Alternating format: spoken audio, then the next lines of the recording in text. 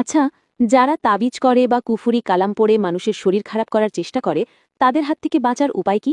ইসলাম আমাদের শিখিয়েছে এসব ক্ষতি থেকে বাঁচার সবচেয়ে বড় উপায় হল আল্লাহর উপর ভরসা রাখা এবং কোরআন হাদিসে শেখানো কিছু আমল করা।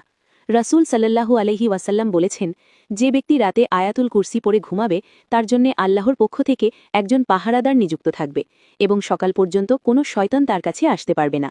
সাহিহ বুখারী। তাই ঘুমানোর আগে আয়াতুল কুরসি পড়া খুব গুরুত্বপূর্ণ। এছাড়া রাসূল সাল্লাল্লাহু আলাইহি ওয়াসাল্লাম প্রতিদিন সকাল ও সন্ধ্যায় সূরা ইখলাস, সূরা ফালাক ও সূরা নাস ৩ বার করে পড়তেন এবং বলতেন, এগুলো তোমাকে সব ধরনের অকল্যাণ থেকে রক্ষা করার জন্য যথেষ্ট। তিরমিজি। আরেকটি গুরুত্বপূর্ণ আমল হল ঘরে সূরা বাকারা তেলাওয়াত করা।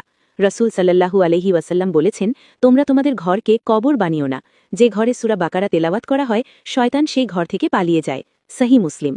সবচেয়ে বড় কথা মনে রাখতে হবে, কেউ কারো ক্ষতি করতে পারে না যদি আল্লাহ অনুমতি না দেন।